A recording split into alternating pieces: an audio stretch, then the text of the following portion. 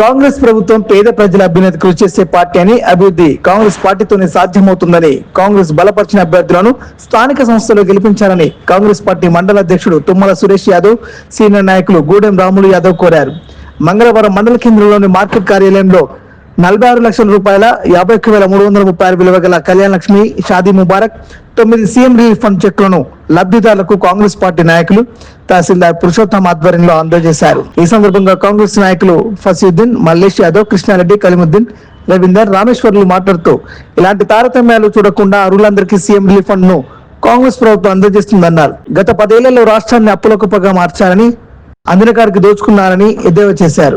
కాంగ్రెస్ ప్రభుత్వం ప్రవేశపెట్టిన 6 గ్యారెంటీలు ఒక్కొక్కటి అమలు చేస్తున్నామని, ప్రభుత్వం మన్ననలు పొందుతున్నామని అన్నారు. ఈ కార్యక్రమంలో మాజీ ఎంపీటీసీలు మొరంగపల్లి సురేష్, మహేష్, సీనియర్ కాంగ్రెస్ నాయకులు, కార్యకర్తలు తదితరులు పాల్గొన్నారు.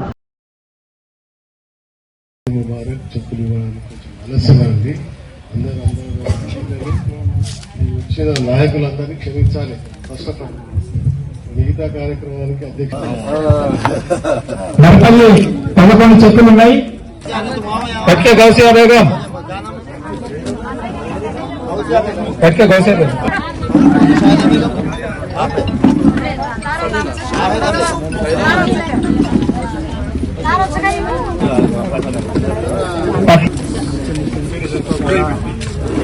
मसीद वाले नूरू भी, गौला पुण्यवती,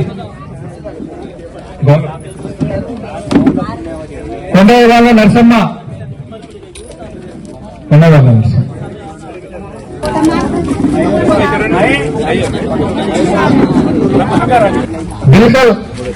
బిల్కల్ వాళ్ళు ఎవరైనా వేదికపైకి రావాలని